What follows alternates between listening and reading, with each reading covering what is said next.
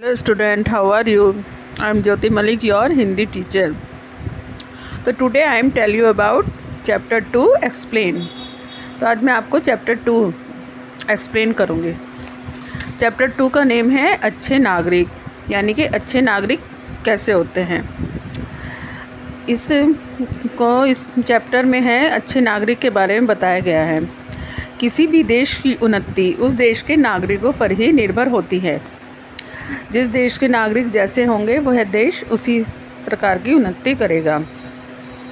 यदि किसी देश के नागरिक कार्यकुशल व परिश्रमी होंगे तो वह देश उन्नति करेगा, आगे बढ़ेगा. कार्यकुशल व्यक्ति ही जीवन में उन्नति करता है और जो व्यक्ति कार्यकुशल नहीं होता वह चाहे कितना भी बड़ा क्यों न हो, लेकिन वह कभी भी अच्छा नागरिक नहीं बन सकता. तो इस चैप्टर में यही अच्छे नागरिक के बारे में ही बताया गया है.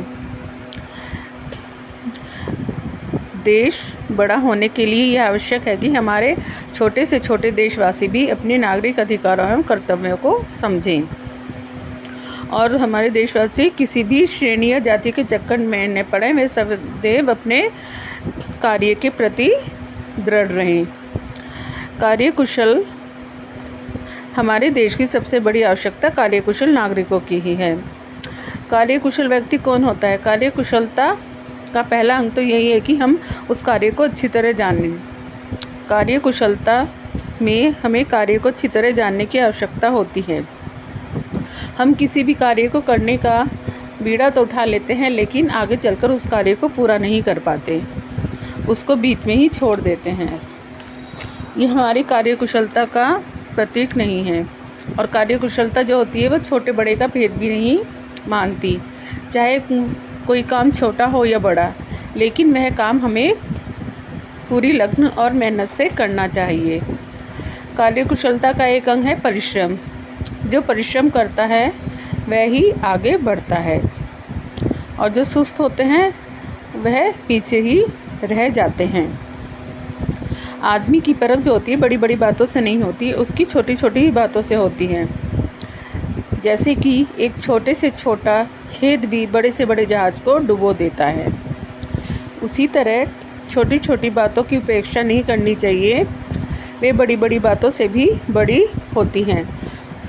कार्यकुशल व्यक्ति जो होता है सबका और सबके कामों का आदर भी करता है और दूसरों की उपयोगिता को भी समझता है.